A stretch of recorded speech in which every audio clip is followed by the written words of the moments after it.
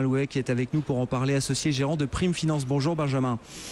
Vous nous accompagnez depuis longtemps dans Intégral Bourse pour décrypter avec nous les tendances et les histoires de fond aussi qu'il y a sur ces marchés de matières premières, des marchés qui ont déçu. Et c'est pas la première année. Enfin, ce sera encore une mauvaise année pour la classe d'actifs matières premières, là, Benjamin. Alors l'année n'est pas finie et sur ce secteur-là, les mouvements peuvent être extrêmement rapides.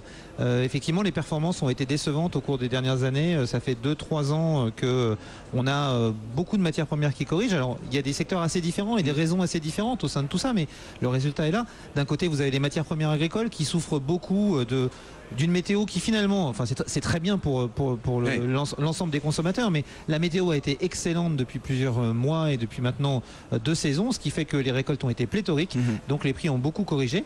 Ça pose maintenant un problème parce que les agriculteurs commencent à ne plus y trouver leur compte et donc on peut craindre une réduction des récoltes pour les années à venir, ce qui devrait créer un support pour les prix et redonner un sens à l'investissement dans ces matières premières-là. Et puis à côté de ça, vous avez les autres matières premières qui, elles, sont directement liées à l'activité économique. Je parle bien sûr du pétrole, je parle des métaux de base, je parle de certains métaux précieux comme les platinoïdes, le platine et le palladium qui sont utilisés dans les pots catalytiques. Ces matières-là ont beaucoup souffert également. Et je dirais qu'aujourd'hui, c'est peut-être le moment de s'y réintéresser parce qu'il n'y aura pas de croissance sans matières premières.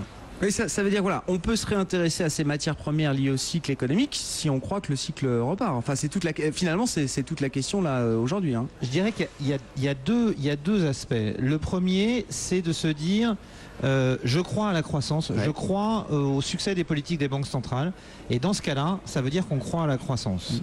Si on croit à la croissance, aujourd'hui, on peut quand même se poser la question de savoir si les taux vont probablement remonter dans ces cas-là. Donc l'investissement obligataire risque d'être difficile.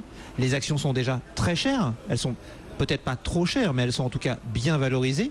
Il y a une classe d'actifs qui doit profiter de la croissance parce que s'il y a croissance, il y a plus de demande, donc il y a plus de consommation de matières premières. Ce sont les matières premières. Ces matières premières ont corrigé très fortement et donc sont très sous-valorisées par rapport aux autres classes d'actifs qui devraient profiter de la croissance. Donc c'est peut-être le moment de s'y réintéresser.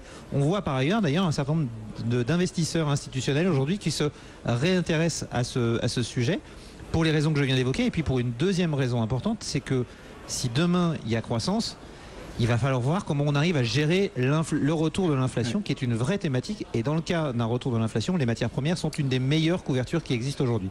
Bon, quand on parle matières premières, notamment matières premières industrielles ou énergétiques, évidemment, il faut évoquer la Chine, Benjamin, parce que on a des États-Unis qui sont indépendants, grosso modo, du point de vue énergétique avec le gaz de schiste. L'autre gros consommateur, évidemment, c'est la Chine. Est-ce que la Chine repart suffisamment pour tirer les prix des matières premières? On a le pétrole qui a quand même pas mal reculé encore ces derniers temps. Est-ce que si la Chine repart, est-ce qu'elle repart de la même manière en consommant autant de matières premières qu'avant? Enfin, c'est beaucoup de questions qui se posent encore aujourd'hui là. Alors aujourd'hui, il est difficile de répondre de façon définitive à cette question. Ce que l'on sait, c'est que les Chinois essayent de passer sur un modèle de croissance un peu différent, basé sur la consommation intérieure. Si on passe sur un modèle de croissance basé sur la consommation intérieure, la consommation de matières premières est un peu différente, avec un peu moins notamment de métaux de base, mais une consommation qui va se reporter sur d'autres matières.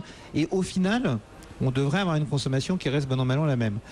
Si on parle d'une croissance qui continue sur les mêmes principes que ceux que l'on a aujourd'hui, c'est essentiellement basé sur les exportations, là, on a une consommation de matières premières qui continue.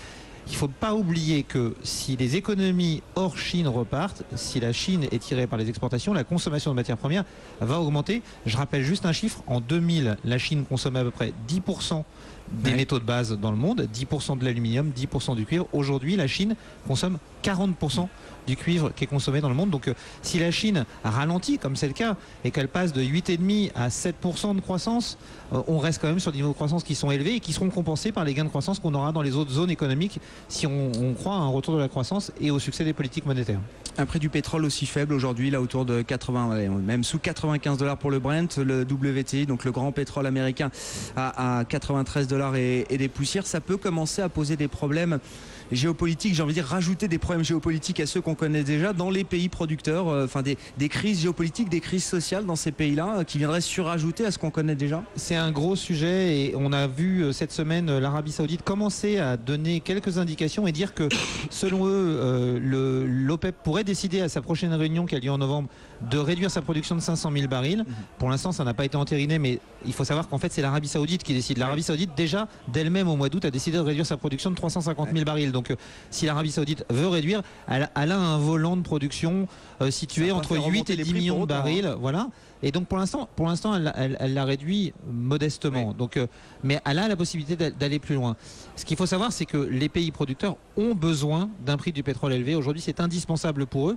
Quand on parle des pays producteurs, c'est les pays de l'OPEP, donc les pays du Moyen-Orient. Pourquoi? Parce que les problématiques qu'on a eues, les problématiques sociales qu'on a eues au Moyen-Orient en 2009-2010, les printemps arabes, comme on les a appelés, n'ont pas frappé par exemple l'Arabie Saoudite. Pourquoi? Parce que l'Arabie Saoudite a fait d'énormes mesures sociales. Oui. Elles ont sorti le chéquier, à peu près 30% de leur PIB quand même.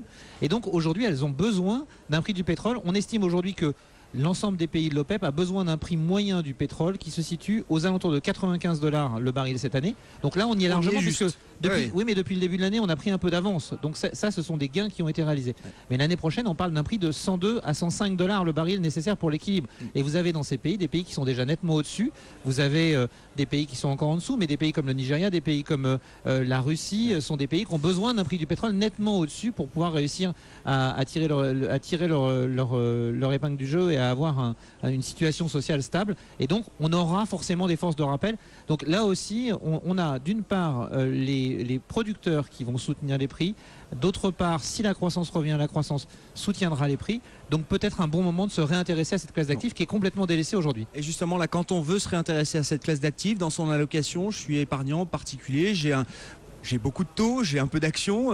Quelle proportion de matières premières? Qu'est-ce que je mets comme matières premières dans mon portefeuille d'épargnant particulier là? Alors, ça dépend vraiment du niveau. Ça dépend vraiment du niveau d'actifs que vous avez, d'actifs financiers que vous avez.